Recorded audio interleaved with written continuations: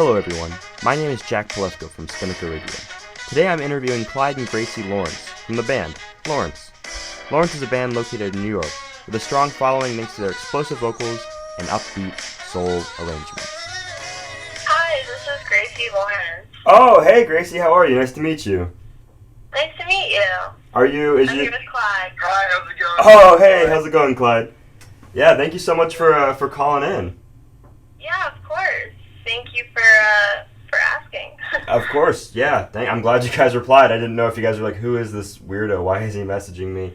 When I was sending the message, I was really worried because I was like, does this sound fake? Does it sound like I work for a radio station? No, it sounded very real to me, and Okay, I'm good. glad that we can make it happen. Yeah, I'm glad too. I'm glad. I heard you guys just did a impromptu concert last week. We were playing at this new venue called Mailroom, and they kind of reached out to us sort of last minute, and we just went for it. That's awesome. How'd that go? Good turnout or?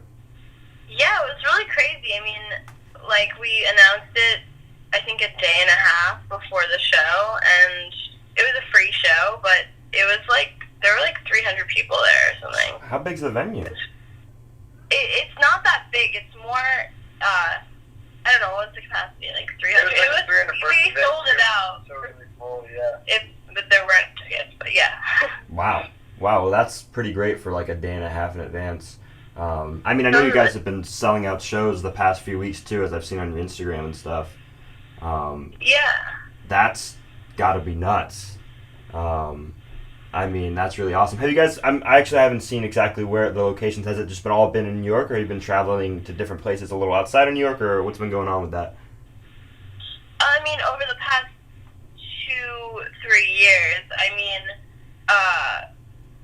we've been traveling everywhere. I mean, we've traveled the country, the full country, 3 times or something, or Jeez. we've been on tour, not in New York, for the majority of the past 2 years. So, that show that we just did this past week was in New York, and we always, whenever we play in New York, I mean, a lot of the time when you're seeing, a big sold-out show, that will be in, a New York or a Boston or an LA, where it's, they're big cities that we have a lot of bands in. But we've been to, almost every corner of the country now, which is really crazy. Yeah, that's nuts. I mean, that's got to be tough. I know touring's really hard, but to do it for 2 to 3 years, that's some grinding right there. That's got to be exhausting. Yeah. But I imagine pretty great because, like you said, you get to go all over the country and stuff. But before we go any deeper, can you guys just give us a rundown of what the band is, when it started, how you guys classify yourself, stuff like that, so people who listen can kind of get an idea, get a feel of who you guys are? Yeah, is this being recorded for, to put it on the radio, or what exactly is the format of this interview? So right now, I'm recording it right now, and then I'm going to put it up on air and on our website. Cool. Okay, cool. Is that cool with you guys? Yeah. Yeah, totally. I just wanted to know what it was, whether it was, transcribed or recorded or whatever else. Yeah. So just letting you guys know, you're not on air right now. I'm recording you guys, so, don't worry about anything like that. Cool. Yeah, well, the band is called Lawrence. My name is Clyde Lawrence. Her name is Gracie Lawrence, and we are siblings, if you can guess that. And we're an 8-piece band that we genre-wise qualify as kind of soul pop. We're from New York City, and it's a big 8-piece band with a full horn section, really big high-energy sound. Our first album, which came out over a year ago, is called Breakfast, and we've been touring the country, playing festivals, doing headline shows, and opening for other people, playing all the songs off Breakfast, and right now we're in the studio finishing up our next record, which will be out in 2018, and we're really stoked about it. Wow. That's fantastic. Yeah, I'm really excited about that. I've seen on your stories and stuff that you guys have been posting stuff like that. Just a quick side note, I actually found out about you guys a year ago, not too long after your first release, when my brother sent me your live version of "Do You Want to Do Nothing with Me," and since then, my friends and I have just been listening to you guys like crazy. So we've been, Oh, thank you. yeah, we've been like super excited. I mean, the most recent thing that you guys put out, the old new clothes. I mean, my friends and I like nonstop have been listening to it. I think so far, because I have trouble getting access to SoundCloud and some of the other sites you put up, so like now that it's on YouTube, I think I make up a lot of the views of those videos on there. But no, it's It's up on Spotify too. yeah, Spotify as well. I need to I got a new phone, so I don't have Spotify on it right now. I did on my old phone, so Got it. I gotta like get back on that. Well, yeah, no, that's a great project that we did with two other bands, actually. It's like a kind of collaboration project between us and Lawrence, as well as Stolen Jars, which is a really, really great indie rock band in New York that we're really good friends with. One of my best friends, Cody, from college, is the band leader of that band. And then Dap the Contract, who is a rapper who's also one of my best friends from college. And we all kind of make this different sort of music.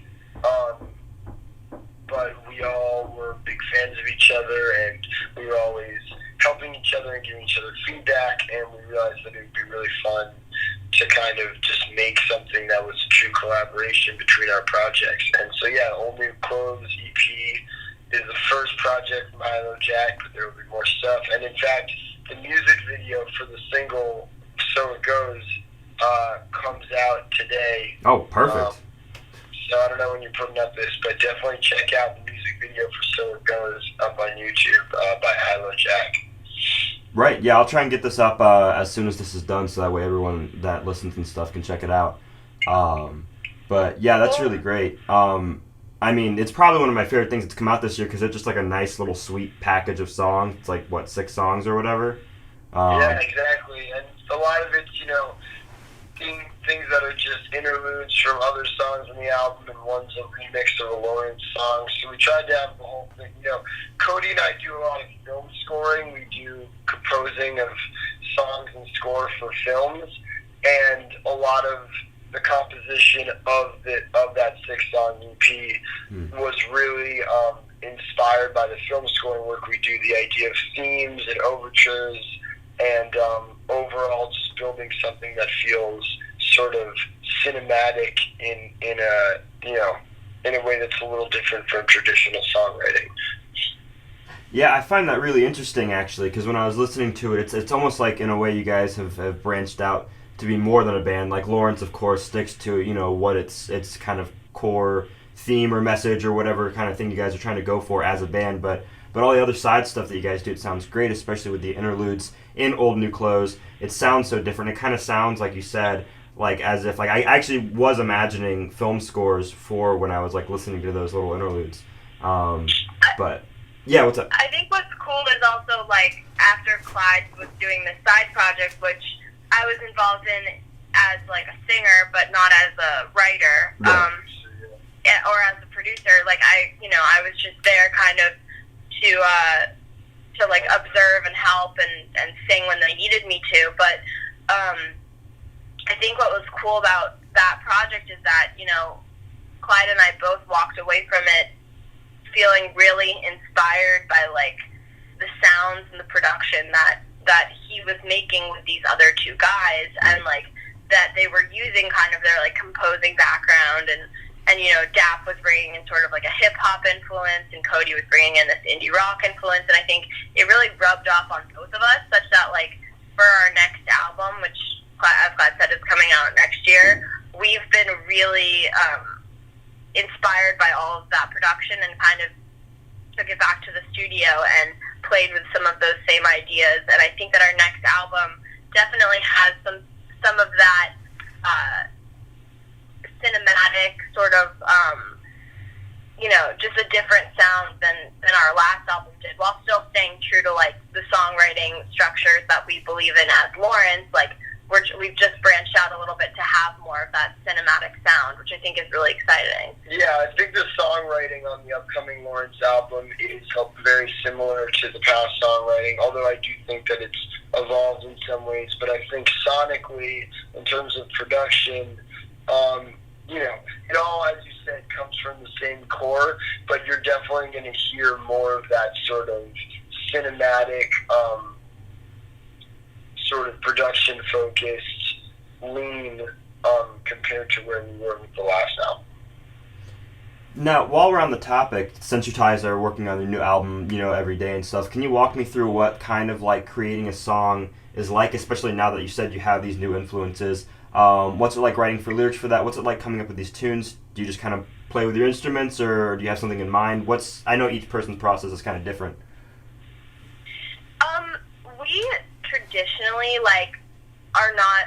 we're definitely not the kind of people who go into the studio and then we're like, okay, let's write a song in the studio. Like, our songwriting process is pretty separate from our production process. So I guess if you're talking about the start of the creation of one of our albums, like, it really starts months before we get in the studio, even years sometimes, where it's like we've been working on the writing of these songs for a really long time, and then we have, most of them, and then we go into the studio and start, making demos and developing. And what's been really cool about this album is, Clyde, me, Johnny Coe, our guitarist, and Jordan Cohen are all co-producers on the album, as well as Eli Cruz, who's just like a really dope producer from New York. We've all been, in the studio every day, like, being a lot more experimental than I think we were on the last album. Clyde, you can fill in more. Yeah, the process is basically me and Gracie write all of the music, and as she said, the process of writing, I think these days, for a lot of artists, tends to be more kind of in the studio, building loops or doing whatever, and figuring out the song as it's after.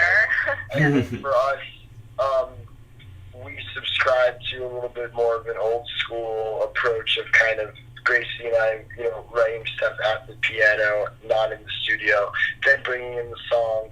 I think that for this album, we've tried to leave some more stuff open for interpretation, because we've realized that we don't want to write songs in the studio, but we want to leave room for the studio and the sounds we're creating to inspire the songs. So I think that, whereas for our last album, the songs were 100% written and the arrangements were 100% or 90% imagined going into the studio, of this album, it's more the songs are 80 or 90% written and 50 or 60% arranged going into the studio, just to leave more room for sounds that we might not have even conceived of to once we have an idea set in stone, we're both pretty stubborn about it, I think. So we're trying to leave some more room for inspiration this time around, so that we're not so stubborn. You guys said that you write the songs together and stuff, and so I guess that means you guys are pretty close and pretty good at writing. Is it kind of like a back and forth on the lyrics, or do you guys, one of you comes up with hey, I have good lyrics for this tune that we came up with by the piano, like you said?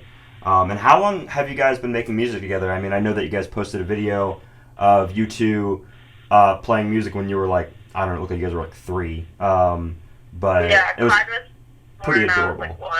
Yeah, that was first of all, really impressive, because I don't really play any instruments. I was like, oh, he's insanely better than I am at, I don't know, a baby, but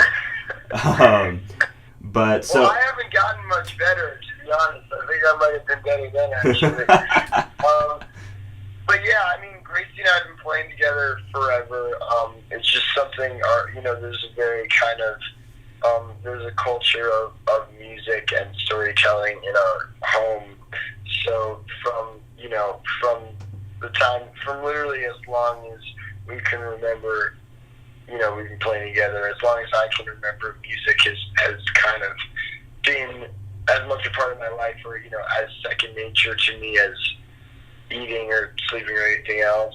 Um, and so Gracie and I have always played together. There was a time when music was more my focus, and Gracie was a sort of, member of the band, but then she would just steal the show, honestly, like all the time.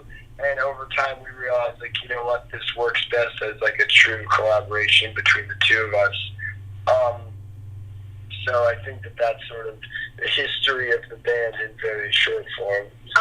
To answer your question about how the songwriting process between the two of us works, I think that sometimes it's like what you're saying, where it's like, one of us came up, or, we wrote a melody together, then one of us comes up with the lyrics, whatever. Like, I think that often what happens, too, is, like, because we came from a background of, even though we lived in the same home for many years, when Clyde went to college, I was still in high school, so we were writing music together in completely different states. So we got really good at, like, writing pieces of songs and sending them back and forth to each other, and then being like, okay, like, literally I'll send Clyde a voice memo, and he'll send me a voice memo back, and, like, we might need to then get together at that point and start ironing things out more specifically, but, like, the nuggets of ideas and, like, the beginnings of things we're very capable of, like, writing separately from each other and then bringing them to each other.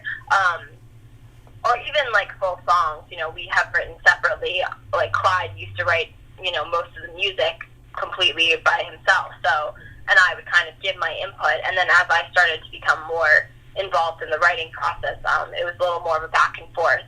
But then recently also, like, because we live together now, it's really nice to literally be able to go sit down at the piano together and start saying, like, I have this, like, one little line or whatever, what do you think, like, and just start playing. This album has been the first time that we've been able to sort of truly collaborate in a hands-on way on songwriting rather than doing it in a sort of piecemeal long-distance way. Like, we're able to actually sit down and, like, write together. I think that the way it's been in the past has been more of a sort of just really, really close-knit, feedback process. But this has been the ability to actually write together. I think as far as lyrics are concerned, like, so much of it is about, like, which one of our voices from a storytelling standpoint, not even from who's singing it, but just, like, whose voice the story is coming from. So I think, like, if there's a song that, no matter who's singing it, we want it, it's clear that the story is something that resonates most to Gracie, then, like, she might take the lead on actually writing the lyrics, and I might just be there to sort of critique and help shape them, vice versa for me. But then there's other songs where we feel like it's coming from our collective voice, and then we might actually sit down, pen and paper it, and try to write those lyrics together. But I think it's important if it's coming from her, if we want it to come from her personality as the sort of, like, driving voice of the song, then, like, I think it's important to let her take the lead in writing those lyrics. Even though I think I know her voice well, there's still something about, like, phrasing things the way that you might, and then you can always go back and tweak things later. Yeah. Now, since we're on the topic of, like, this, like, sense of individuality, like you said, like, whose voice speaks out more when you're writing a song, like, which story you're telling and going back and forth, I want to take a step away from the band for a second and talk about each of you individually. Clyde, I know you said that you're doing some, that you do film scoring and scores for films, and I was just wondering, for each of you, like, what are some individual aspirations that you have? It can be still involved in music, but outside of the band, or is just this your main aspiration? Because I know some people have, like, other little things that they desire to do.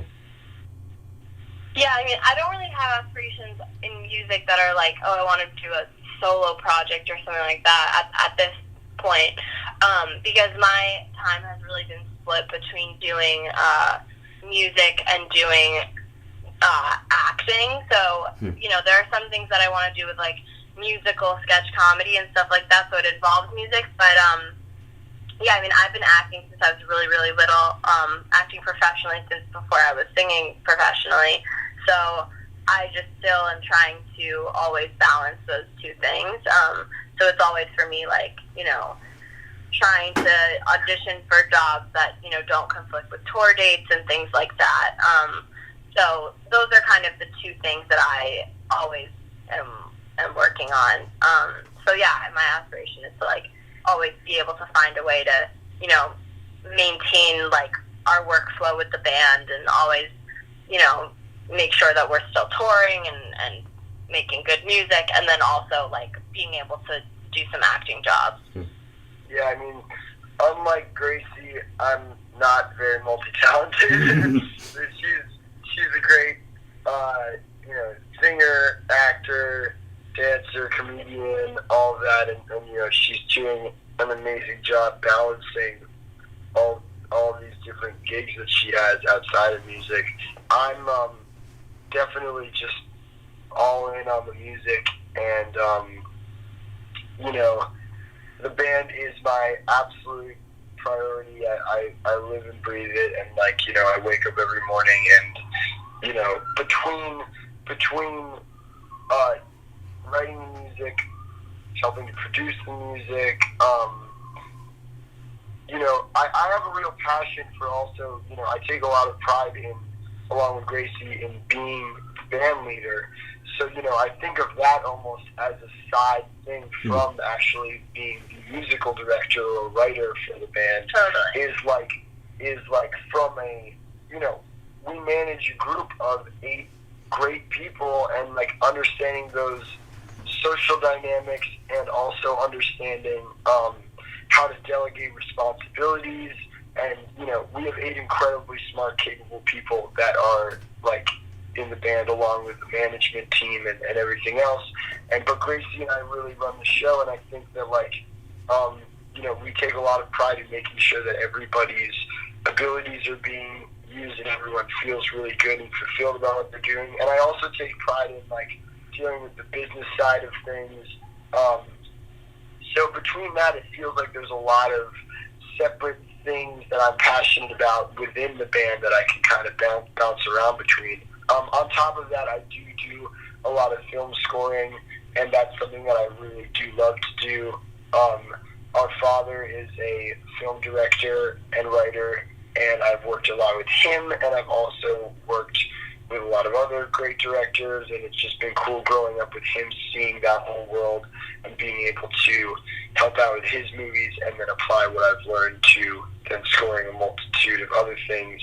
And in my ideal world, I would always kind of be doing all of those things. Have you guys ever thought about writing your own movie? Because like you said, like musical sketch comedy, stuff like that, or is there no time to think about that right now? I mean, definitely. I think that like my aspirations, like have always been to write and like be able to combine like, you know, music and acting for myself. So yeah, that's definitely, there are a lot of projects that I'm working on in like sketch, not necessarily like a movie, but some other projects that I've been writing for the past like year or so, that kind of combine all of my interests for sure. That's awesome. Do you guys have any favorite movies of this year so far? Oh man, was Get Out this year? Oh, yeah, Get Out was this year. Maybe yeah, it was. Yeah. That was totally mind-blowing. I'm so bad at remembering, like, if I saw a list of movies that came out this year, then I would be able to say, but I'm, like, so bad at remembering what movies were this year. But Get Out was, like... It was so good. It was so good. good. Yeah, it was incredible. It was actually, like, probably very long time. the biggest surprise, like, movie. Like, because I saw trailers for it, and I didn't realize Jordan Peele wrote it, and then it came out, and everyone was freaking out about it, then I saw it, and I was like, oh my gosh, like... You know, yeah, it was right. kind of... It's funny, if you watch Key and Peele, like, there's some, like, definite... You start to see the common thread, even though it seems so massively different. You know, that Right. Key and Peele is this kind of, like, goofy comedy show. Sketch comedy, and Get Out yeah. obviously had so much horror and sort of, like, cultural substance to it. But actually, like, if you watch back on Key and Peele, there's, like, a lot of moments where I'm like, oh, I so see how that's what this guy kind of Does. to do. Yeah. but yeah, I don't know. I'm excited to see this Seth Rogen, James Franco, the disaster. Oh, the disaster artist. movie. Oh yeah. I haven't seen it yet. But you know, I love The Room. Or I mean, I appreciate The Room. Right. However much one can, and I think it's gonna be really funny. Also, I want to give a shout out to a movie called Landline that came out this year, which is a movie that I scored. I did the score for along with Jordan Cohen, who's the saxophone player in our band, and Chris Bordeaux, another really talented composer. That movie was starring Jenny Slate, and it was the same whole team behind the movie Obvious Child, which was one of my favorite movies from a couple years ago. And that was a movie. But Landline this year was in Sundance, and it got picked up by Amazon, and it came out over the summer, and it's like a really, really fun movie about just like sort of a dysfunctional family in the 90s, and I totally recommend it. Get out of here. I'm actually just looking it up right now. I actually have heard of this. I haven't seen the trailer for it yet, but I love Jenny Slate from, you know, her role in Parks and Rec and so many other things. Yeah, she is great. Oh, and it's cool, like, this director, Gillian Robespierre, who has worked with her on both Obvious Child and Landline, I just think, like, she gets her voice so much. It's like when I talk to Gillian, I see her, I realize that it's like there's so much of her. She's just able to write for Jenny Slate so well. Like, they're such a great comedy pair. And so I imagine, you know, these two movies are great collaborations between them, and I'm sure they'll do some more great ones. Yes. That's fantastic. I mean, I'm seeing some really great actors in here. Jay Duplass from Transparent as well. Yeah, the cast is amazing. John Turturro, Edie Falco. Yeah. It's really like it's a great cast, and the movie's really cool. It's just kind of everyone. I wouldn't even say there's necessarily like a main character. It's kind of just like this dysfunctional family, yeah. like all their different kind of stories and how they all sort of intertwine. Yeah, well, huge shout out to Landline, especially, you know, great job, you know, doing well at Sundance and getting picked up by Amazon. That's such a huge deal. I'm actually gonna check it out as soon as I get home. Now that I know about it. Fantastic. Well, I hope you enjoy the movie, and I hope you enjoy the music. Yeah, I'm sure I will. I mean, like I said, I love you guys' music so much. It's so great. But actually, I have some kind of different fun questions, if you guys don't mind. So, yeah, I mean, hopefully they're fun. Maybe you guys are like, okay, those are just questions. So, do you guys have any, like, nostalgia albums, like albums as a kid? Like, maybe things that you look back now that aren't too great, or maybe they are as great, but, like, definitely bringing back that kind of, like, sense of childhood. Mine was the Pokemon movie soundtrack when I was a kid. It's actually, honestly, like, it's not great, but to me, it's, like, pretty freaking fantastic. Weird Al Yankovic's on it. It's kind of weird, but, anyway, yeah, I'll let you guys think about that and answer that yourselves. I mean, I think what's funny for us is, like, we are less, I think that we, as kids, were just really into the music that our parents were playing us, and a lot of that's the same music that we're into now. So, like, when I think back on my childhood, I imagine listening to the Beatles and Stevie Wonder and Motown, and honestly, like, the same things that we listen to now. But that being, yeah. I would also add that, like, I think that I think that I, like, as a young girl, had, like, a lot of phases of, like, young female artists that I was really obsessed with. Right.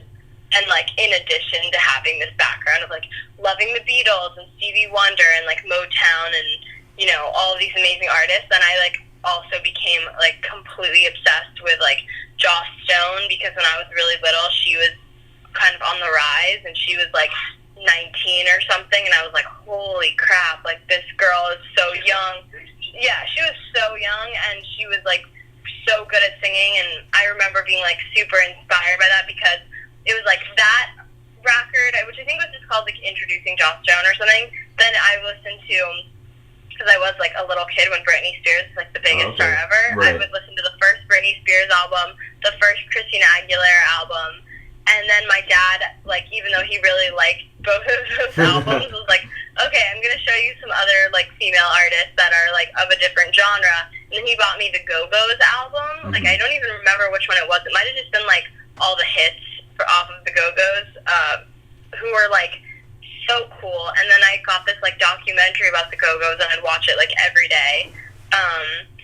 So I think I, like, bounced around a little bit between, like, these female artists that I was just super inspired by. And then I heard Aretha Franklin for the first time, like, after all of that. And I was just like, oh, I get it. Like, this is, like, Joss Stone, Aretha Franklin, like, sort of a little bit of the Go-Go's, like, and even Christina Aguilera, they have this sort of, like, soulful bent to it, which I'm just, like, very drawn to. Right.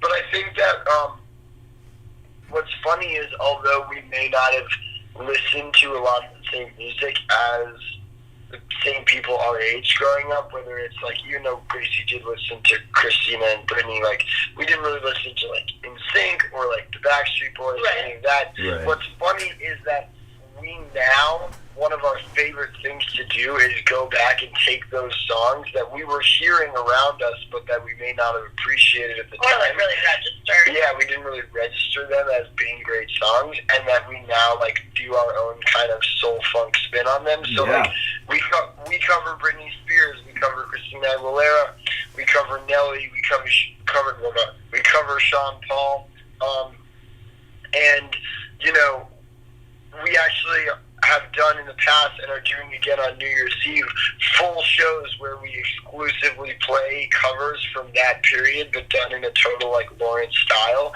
And I think, like, that's, you know, you mentioned the word nostalgia, like, that's all about nostalgia. Like, the fans show up and it's like people our age, and you can see how excited they are to just kind of relive those songs that they haven't been on the radio for years, but they're just like remembering how much they love them, and also hearing them in a new light that might make them realize how good, or not how good those songs are, but how good they can be.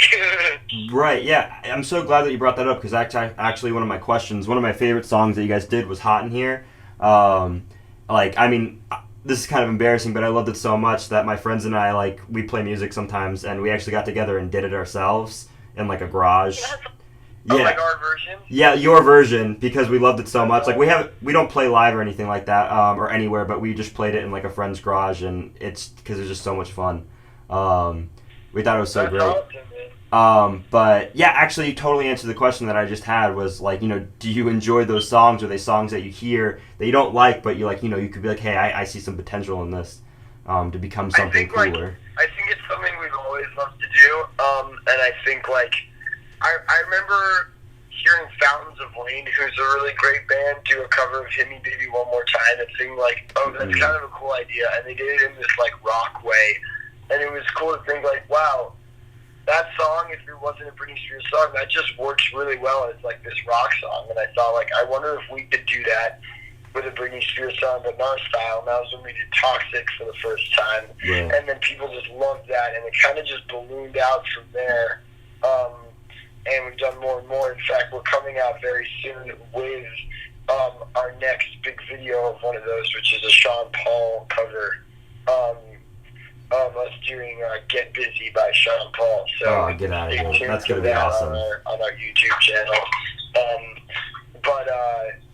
But yeah, we love doing those, and it's a really cool way to break up a live set that has our own music. You know, I think that there's a total art form to doing a cool cover, and you see it with so many of these YouTube bands that make an entire following just built on the idea of, like, spinning a cover song in a new direction.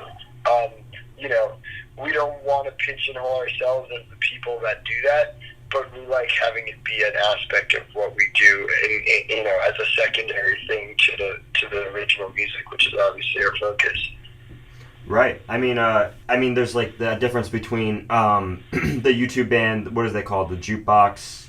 Do you know what they're called? Oh no, Postmodern Jukebox There's Postmodern another one called jukebox. Scary Pockets that Right. does them all in the very like funk style. Funk style, kind of Um, jazzy Yeah, sometimes. it's funny. Like we feel like we were doing that. You know, like we were doing that same thing. You know, before we knew about these other bands. I guess it's kind of an idea that a lot of people had at the same time. But some of those channels have really run with it and done an amazing job. Right. Yeah. You know, I mean, I think at the end of the day, it's not our passion to have that be our main thing as much as a sort of fun side thing that we do.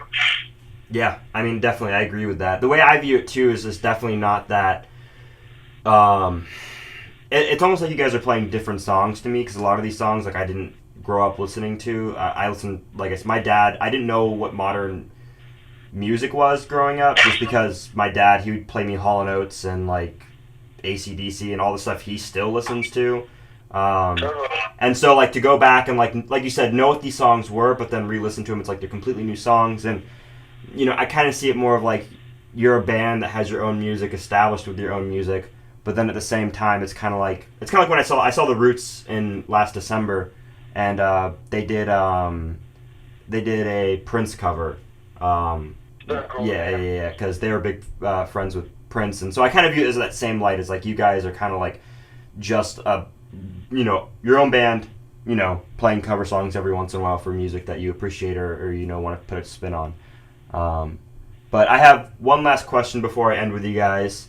Since you guys have been touring, going around the country for years, getting involved in these big movies, have you had any like starstruck moments where you met people who are like, oh my goodness, like, you know, and you kind of just like, you know, lose your mind for a second? I think we've had several of those just because, like, we've been lucky enough to be able to, like, you know, cross paths with a lot of people that we really look up to. One that definitely, I mean, the two that I can think of that jump out to me is, like, one was we got the chance to perform as background singers in a super group that at a music festival called Okeechobee. Oh, in Florida. You're in Florida, right? Yeah, my dad goes to Okeechobee sometimes. Right. So we played in the Super Jam at Okeechobee last year, and we got to be the background singers for Michael McDonald, who's just one of our absolute favorites. Wow. And he could not have been cooler and nicer, and, you know, obviously he's so talented. So I think getting to meet and hang out with him and work with him and sing with him was like an absolute starstruck moment. And there were a ton of other like really great bands that we look up to that were involved in that, from Solange to Snarky Puppy to Gallant to Eric Krasno to Wolfpack. Wolfpack, I mean, yeah, I love Wolfpack so much. Yeah, I know we've opened for them, you know, we played on the same kind of thing as them a bunch of times, and, you know, they're super cool, and it's been cool coming in contact with them. And the other one that I would say is, you know, I don't know if I qualify this as starstruck, but, you know, our entire first record we made with a producer named Eric Krasno, who, you know, we were just all such big fans of, and it was really, really cool to get to work with him in the studio every day, especially because that was before we really started touring and before we had much of a network at all. And we owe so much of, you know, the growth that we're having to him, and, you know, how much he just really took us under his wing as we were just getting started. So, you know, working with him was just an absolute, like, this is so cool kind of moment. Yeah, I would say Kraz and Michael McDonald, that was pretty insane. And like Clyde said, we owe like so much to Kraz. I would say other things that have made me starstruck is that we had the opportunity to actually play for Randy Newman. Whoa. That's right. And how did that come up? I thought that was going to be the first thing you said. Clyde's like literally, I think that was the most starstruck I've ever seen. Oh yeah, that was the most. I don't know why I didn't. I think like I've even put that in another category of my life that like I don't even. Yeah. Randy Newman is my favorite like songwriter of all time, but like more broadly, if you were to ask me if you could sit down and meet and talk to one person in the world, like living or dead, I would probably have said Randy Newman, and then we got the chance to do just that, and it was really It was pretty crazy. That was really cool. Then I think other like cool things that we've done recently that I was really excited about was, you know, we've known Alan Stone for a little bit, and he's such a great artist, and I wouldn't necessarily say this is like a very starstruck moment, but just a moment where it was really cool to work with someone that we've been listening to for a really long time. We just did like 2 shows with him where he sat in, and then we sat in on his show in New York. And then the last one I can think of is like we've listened to Lake Street Dive for such a long time, and as like a female vocalist, like Rachel Price has always just been a really like important person for me to follow. I remember seeing the I Want You Back video that they do when I was in high school and just being like, wow, I'm totally gonna like follow this band and like listen to this woman sing all the time. And we went on like a 3-month tour with them, opening for them this summer, and I think that was really cool just to like hear a band that we had been following for so long, like to be playing on tour with them was, again, I wouldn't say like, oh my god, we were so starstruck we didn't know what to say kind of moment, but more just like a real appreciation. It was really cool to like appreciate their music up close. Yeah, I mean, that's fantastic. You guys are doing some really incredible things. I actually had no idea that you played with all these different people. Some people that, like I said, I even listen to. I love Wolfpack. Randy Newman, what a huge deal. You know what I mean? For really anyone to meet. But much like you, even more so to even play, you know, with, is fantastic. But this is all I got for you guys. Thank you so much for calling in. I really appreciate it. It's a real pleasure. Like I said, I've been listening to you guys for like actually almost exactly a year now. Cool. And I think you guys are doing some really awesome stuff. And just keep it up. Thank you so much for calling in. Yeah, thank you. Great question. Yeah, and I'll go ahead and post this up on our website and send you a link as soon as I can, so you guys can listen to it. And please Awesome, thank you. plug whatever socials you want to plug too. Okay, yeah, I will. Thank you. At Lawrence the Band, LAWRENT, Facebook, Instagram, Twitter, Snapchat, YouTube. At Lawrence the Band. So. At Lawrence the Band on Instagram, YouTube, Google, Facebook, Twitter. Yeah. Snapchat. Snapchat, whatever you want, we got it. Yeah, they got all of it. On Tinder. Tinder, Grindr, they're professional. Just always swipe right on them. They got everything. All right. Thank you so much, guys. Thank you. All right. Take it easy. Bye. We're all looking for someone that